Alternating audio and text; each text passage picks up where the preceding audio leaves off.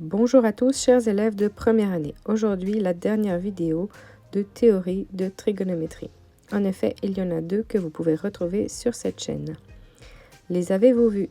Sinon, je vous conseille fortement d'aller les voir. D'ailleurs, on va parler de quelque chose qui s'est passé dans la toute première dans cette vidéo. Premièrement, alpha plus bêta égale à 90 degrés. Pourquoi? Eh bien, si on rajoute 90 degrés, on a nos 180. Donc, on voit bien que si on soustrait 90 degrés de chaque côté de cette égalité, eh bien, on a alpha plus bêta qui va être égal à 90 degrés. Ensuite, donc, avec cette première égalité, on peut isoler bêta. Et bêta, ça sera donc égal à 90 moins alpha. Donc, on va pouvoir s'amuser avec les fonctions trigonométriques. En isolant bêta, eh bien, on peut remplacer donc sinus de bêta par sinus de 90 moins alpha. Et donc ici, on va s'amuser avec le sinus de bêta, d'une part. Donc ça veut dire avec la notation du triangle, donc sin hop, donc AC sur hip AB. Et puis on regarde que, par exemple, le cosinus de alpha, c'est pareil, c'est AC sur AB. Donc ici, sinus de bêta est bien égal à cos de alpha. Donc on voit qu'il croise les valeurs, on l'avait déjà observé dans la dernière vidéo. Et maintenant, on va voir, donc si on prend le cosinus de bêta, eh bien on fait pareil, on trouve BC sur AB qui donne le sinus aussi de alpha. Et donc les valeurs sont bien croisées. Ensuite, on aimerait comprendre pourquoi tangente de alpha est égale à sinus de alpha sur cosinus de alpha. Donc il nous faut la tangente, c'est BC sur AC. Et donc on va décortiquer le sinus avec ce qu'on a trouvé, c'est-à-dire BC sur AB. Et le cosinus qu'on avait trouvé, c'est donc AC sur AB. Et on va avoir 4 étages de fractions. Alors c'est un peu beaucoup. Diviser, c'est multiplier par l'inverse. Donc on peut simplifier maintenant les AB et il reste BC sur AC. On reconnaît ainsi que c'est la tangente de alpha. Une autre propriété bien pratique qu'on utilisera énormément en deuxième et en troisième année, mais qu'on peut déjà démontrer cette année, eh bien, c'est que sinus carré plus cosinus carré, c'est égal à quelque chose de bien particulier. Donc, on reprend ici le code couleur, sinus en orange et cosinus en rose, et puis je décortique avec mes A, B et C. On peut distribuer le carré sur chaque étage, et puis ensuite, on a en haut une seule fraction avec BC carré plus AC carré. Et alors là, on se rend compte avec le triangle que donc on a une cathète au carré plus une cathète au carré, et donc ça correspond à l'hypoténuse au carré. Donc on peut remplacer notre numérateur par AB carré grâce au théorème de Pythagore, et on se retrouve avec AB carré sur AB carré, donc c'est égal à 1. Bien, donc le sinus en parenthèse au carré, on a une notation beaucoup plus courte et on va écrire ça sinus carré sans la double parenthèse. Et le cos carré, eh bien pareil, au lieu de mettre que c'est au carré avec des parenthèses, on va l'écrire avant l'angle, le cos au carré, et donc c'est égal à 1. On peut, grâce au théorème de Pythagore et cette égalité-là, eh bien on peut isoler notre sinus et c'est bien pratique, on l'utilisera directement à la page d'après. Sinus, c'est la racine de 1 moins cos carré et le cosinus, c'est donc 1 moins sinus carré. Page suivante, on va regarder des cas particuliers. C'est la dernière page du cours. Gardons en tête que le sinus, par exemple, de alpha, c'est BC sur AB. Et puis, le cosinus de alpha, c'est AC sur AB. Si on fait par rapport à l'angle bêta, on va obtenir le sinus de bêta qui est égal à AC sur AB. Donc c'est égal au cosinus de alpha. Donc je le mets à égalité du cos d'alpha. Et puis le sinus, donc c'est croisé, donc ça va être égal au cos bêta.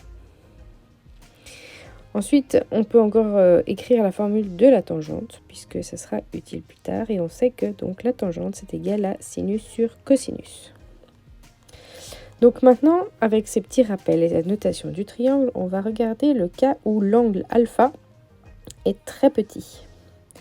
Très petit, ça veut dire qu'en fait, on va faire tendre l'alpha vers 0 degré. Donc si alpha tend vers 0 degré, bêta, lui, va tendre vers 90 degrés, puisque la somme doit rester égale à 90 degrés entre alpha et bêta. Donc on va se rendre compte que comme alpha se rapproche de 0 degré, le côté en face, lui, va être très petit, donc comme 0. Et forcément, donc on aura l'hypoténuse qui va finir sur le côté adjacent, ils auront la même longueur. Donc maintenant, le sinus d'un angle très petit, il va être très proche de quoi? Donc ça veut dire qu'on regarde le sinus de 0, de l'angle alpha égale 0, et bien sin hop, c'est BC, hip, c'est donc AB. Eh bien, on a dit le côté en face de l'angle 0, eh bien, il sera très très petit, donc proche de 0. Et donc 0 sur quelque chose, eh bien, ça donne 0. Donc, le sinus d'un très petit angle est très proche de 0.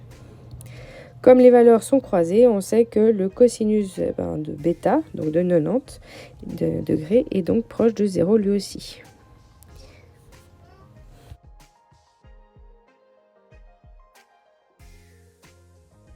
Maintenant, on prend le cosinus d'un très petit angle. Eh bien, cosinus, c'est adjacent sur hypoténuse.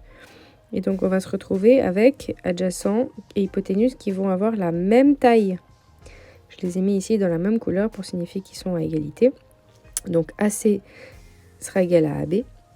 Et donc, on aura que le cosinus de 0 sera égal à 1. Évidemment, le sinus est bien d'un angle proche de 90, lui, eh bien, c'est égal, donc c'est égal à 1. Finalement, on va pouvoir encore tirer quelques valeurs importantes, quelques valeurs bien caractéristiques, en faisant ce qu'on a là, plus le lien qu'on avait à la page 4. Rappelez-vous, on avait fait de la trigonométrie sans le déclarer. Donc, ici, on se rappelle que la tangente, eh bien, c'est sinus sur cosinus. Donc, le sinus de 0, c'est égal au cosinus de 90, et puis c'est 0 sur l'hypoténuse, donc 0. Mais la tangente, eh bien, c'est le sinus, donc 0 sur quelque chose. Et puis, inversement, donc tout en bas, on a le sinus de 90 qui est égal au cos de 0 qui est égal à 1. Ça, on l'a déjà vu.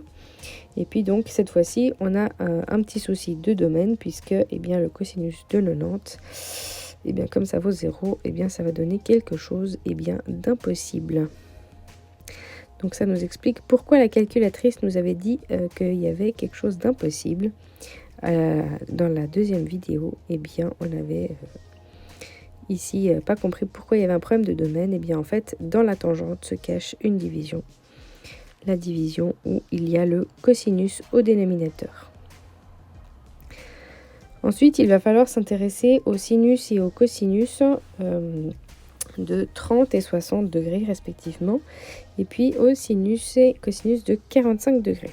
Le sinus de 30 degrés, rappelez-vous, eh bien c'est ce qu'on a fait à la page 4, et donc on avait trouvé que c'était égal à 1/2. On devait étudier des rapports, et puis on n'avait pas de longueur, on avait fait de la trigonométrie, mais vraiment sans avoir d'autres indications avant vraiment de définir toutes ces formules. Donc je vous propose de faire un petit retour dans la page de théorie pour bien comprendre de quoi il s'agit. Et puis si vous voulez revoir la vidéo, eh bien vous savez où la trouver.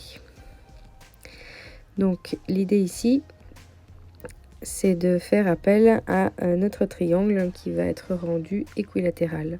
Et puis du coup, on avait l'opposé qui était la moitié de la cathète AC. On avait donc simplifié ici le rapport. Donc revenons ici. Maintenant, si on a le sinus de 30 degrés, eh bien, il nous faut trouver le cosinus pour pouvoir trouver la tangente. Donc on avait donc la formule que sinus au carré plus cosinus au carré était égal à 1. Donc sinus et cosinus de 30. Sinus, on sait qu'il vaut 1/2. Et donc maintenant, on va isoler le cosinus petit à petit. Alors on aurait pu prendre la formule où c'est isolé à la page précédente, où on peut l'isoler tranquillement. On a 1 moins, donc 1/2 entre parenthèses au carré, ça fait un quart. 1, c'est écrit sous la forme de 4 sur 4. Comme ça, on a des dénominateurs communs et ça nous donne donc 3 sur 4 sous la racine. On distribue la racine en haut et en bas on simplifie par 2. Donc, notre tangente, ça va être donc 1/2 sur racine de 3 sur 2. Les sur 2 vont se simplifier et il restera donc 1 sur racine de 3. Comme on a déjà fait, on amplifie par la racine de 3 en haut et en bas pour qu'elle apparaisse donc plus en racine au dénominateur. Et voilà, c'est terminé pour la théorie de première année. Je vous souhaite de belles révisions à tous.